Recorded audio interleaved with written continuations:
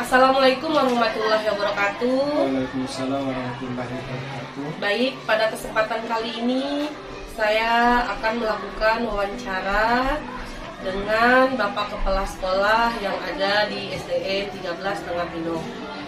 Saya mengucapkan sekali lagi terima kasih Pak karena sudah meluangkan waktunya untuk menjadi partner wawancara saya pada kasus tentang prinsip-prinsip pengambilan keputusan.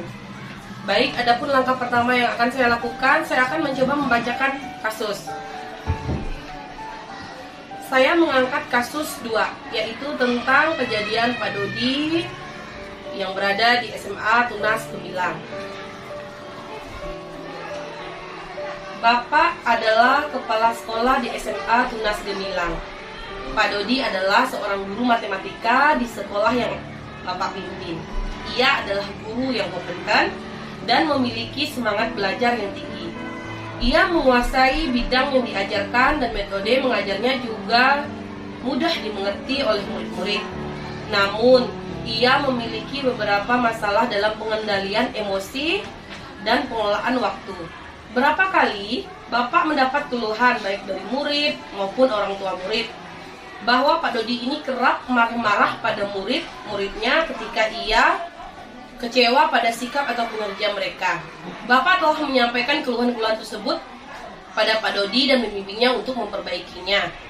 Pak Dodi juga kerap kali terlambat dalam menyelesaikan tanggung jawabnya, seperti membuat RPP, membuat soal ujian, dan juga mengisi nilai rapot siswa. Kejadian terakhir, Pak Dodi terbukti memanipulasi laporan keuangan kepanitiaan kegiatan studi tur ke Jogja, di mana ia menjadi bendaharanya. Akhirnya, di akhir tahun ajaran, Bapak memutuskan untuk memperpanjang kontrak kerja Pak Dodi. Nah, Pak Dodi dapat menerima keputusan sekolah. Ia segera mencari pekerjaan baru dengan melamar ke beberapa sekolah. Pak Dodi juga secara personal meminta Anda untuk memberikan rekomendasi bila ada sekolah yang memintanya. Bapak pun mengiyakan. Pada suatu hari, Bapak mendapat email dari bagian sumber daya manusia atau SDM SMA Cahaya Hati yang meminta Bapak mengisi lembar rekomendasi mengenai kinerja Pak Dodi sehubungan dengan lamaran Pak Dodi ke sekolah tersebut sebagai koordinator guru matematika. Di formulir itu ada beberapa pertanyaan tentang pengendalian emosi, pengelolaan waktu, juga tentang integritasnya Pak Dodi, Pak. Nah, Bapak paham betul bahwa kalau Bapak mengisi dengan sebenar-benarnya, maka Pak Dodi tidak akan mendapatkan pekerjaan tersebut. Padahal sekolah tersebut adalah sekolah yang baik dan posisi yang dituju adalah posisi yang baik. Dan Bapak juga tahu betul sebagai kepala keluarga dengan istri yang tidak bekerja dan 3 anak yang masih kecil-kecil, Pak Dodi itu sangat membutuhkan pekerjaan ini. Apa yang Bapak lakukan? Apakah Bapak akan mengisi form tersebut dengan apa adanya? Atau akan buat sedikit lebih baik dari fakta yang terjadi? Atau apa yang akan menjadi pertimbangan ketika Bapak melakukan itu? Mungkin di sini kita akan mendengarkan langsung tanggapan langsung dari Bapak Ahmad selaku partner wawancara saya yang posisinya di sini menjadi kepala sekolah di SMA Tunas Gemilang. Baik Pak.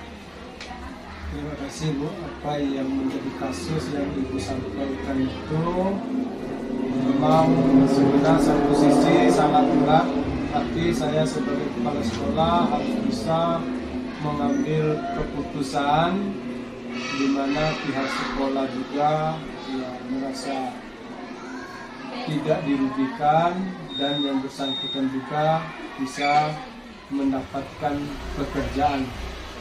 Memang di sekolah kita sudah menyelesaikan permasalahan dia, di mana dia memang suka marah-marah dengan murid, ya, terus suka terlambat, Pengendalian emosinya emosinya ya kurang, ya pengelolaan waktunya juga dia kurang baik, ya, juga termasuk integritasnya dia itu. Makanya sekolah memang memutuskan untuk diberhentikan di sekolah kita.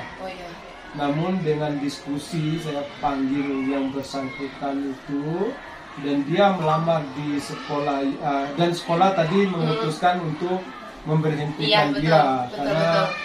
karena dari apa yang saya nilai ya itu dia banyak melanggarlah aturan sekolah. Nah, namun dari diberhentikan itu juga dia melamar ke sebuah sekolah ya, sekolah yang baru. Namun secara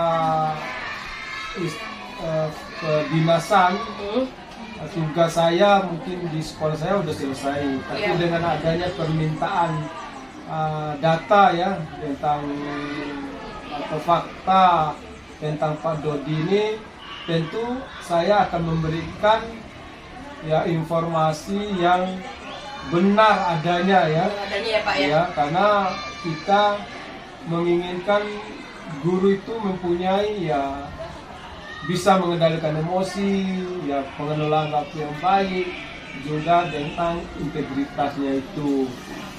Jadi saya akan mengisi biodata dia itu sebenar-benarnya tanpa ikut campur apakah nanti sekolah yang tempat dia tuju itu menerima atau tidak. Ini keputusan saya. Memang di satu sisi saya sangat prihatin sebenarnya dengan keadaan di mana dia anaknya yang istilah perubiaya masih kecil, terus istrinya tidak bekerja.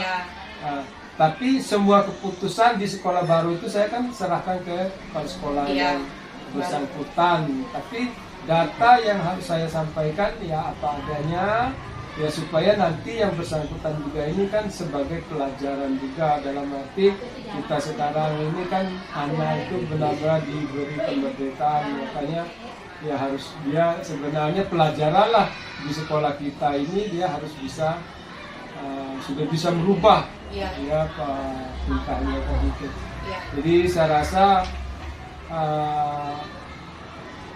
hal ini adalah sebuah pelajaran, tapi saya juga istilahnya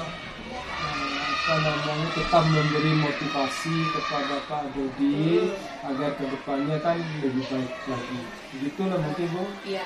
Bagus, terima kasih Pak. Berarti nilai yang Bapak angkat di sini ada nilai kejujuran ya Pak ya? Iya. Berarti Bapak mengambil keputusan berdasarkan nilai kejujuran.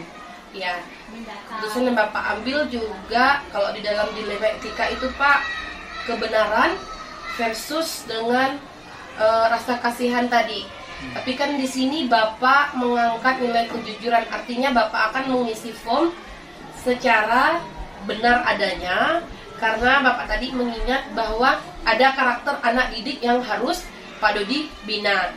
Jika betul.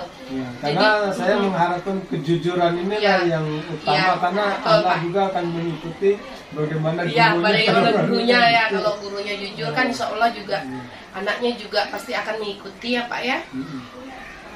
Baik Pak, mungkin saya sudah dapat tanggapan dari Bapak tentang kasus ini. Dan terima kasih sekali lagi Pak, tanggapannya sangat luar biasa.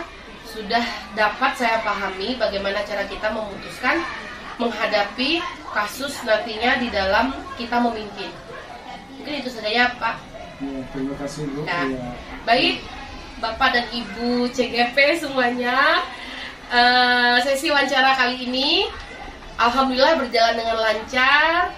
Dan semoga kegiatan wawancara ini bermanfaat bagi kita semua. Sekali lagi saya ucapkan terima kasih kepada Bapak Kepala Sekolah saya yang sudah bersedia untuk meluangkan waktunya menjadi partner wawancara saya dalam menanggapi kasus yang akan menjadi tugas dalam mengerjakan LMS saya, khususnya CGP Angkatan 4. Baik, saya akhiri. Assalamualaikum warahmatullahi wabarakatuh. Waalaikumsalam.